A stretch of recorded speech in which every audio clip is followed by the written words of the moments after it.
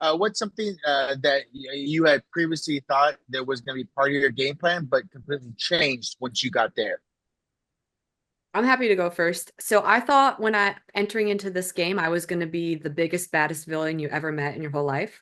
And when I walked in and started meeting people who were so sweet and noticing that these are all humans with the same goal that I have, you don't want to crush these people's hearts and dreams, and you're getting to know them, you're living with them, you're going to the bathroom with them.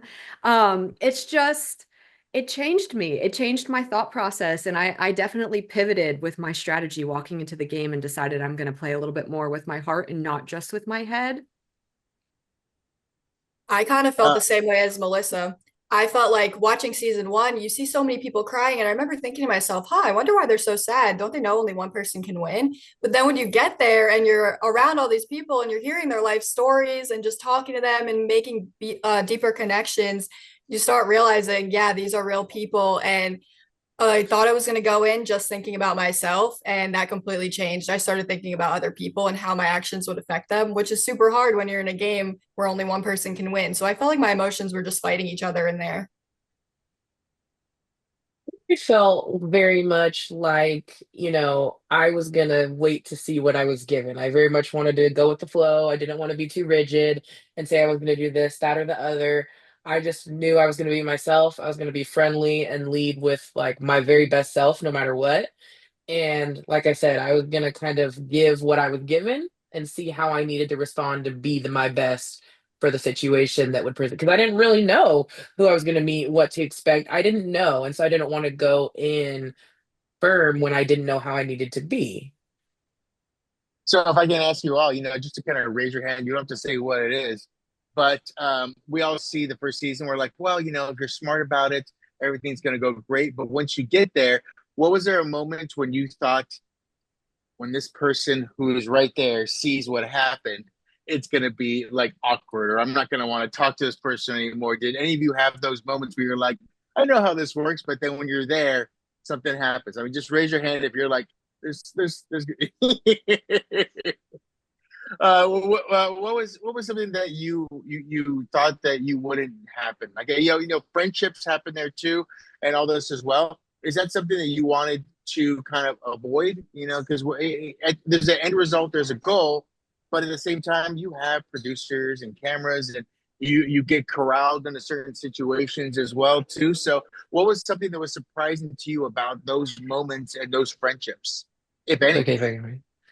I was surprised that I was like, let me make friends with everybody, but I didn't think about the impact that certain friends could have on me. Like, oh, my acquaintance with this person who's crashing out every 3 minutes is not a good look for myself, who does not act that way. And so that was something I didn't anticipate and surprised me. And I had to distance myself from somebody that was acting in a way that I was not cool with. I think too, not that this surprised me by any means, but I had my hand in a lot of different groups and alliances and just trying to be friendly, and that was very strategic, but it was also relationally something I had a goal for myself because like Claire said, there's only one winner. And I wanted the most out of this experience. And I wanted to walk away with friends because like when are we ever going to live in a dorm with 400 people? You're never going to interact with people from all over the world the way we got that opportunity when we were there. So yeah, there was strategy, definitely a lot of strategy in interacting with a lot of people, but it was also like a relational goal that I had for myself when I was there. Cool. My last thing is one of the fun things is when people know you're going to be part of this, like your family or whatever else too. Everyone tells you what your strength is, whether you believe it or not. Too. What was the strength that your friends or family told you was your strength as you were going in, and you're like, oh, so that's how they think of me. So I could Mine just start Let's start with for Claire. Let's me. go Oh, Claire Faith and sorry. Melissa. Go for it. So my thing is I'm a very social person in real life. So I thought I was gonna kill the social game. I thought I was gonna be able to talk for days to anyone who literally anyone.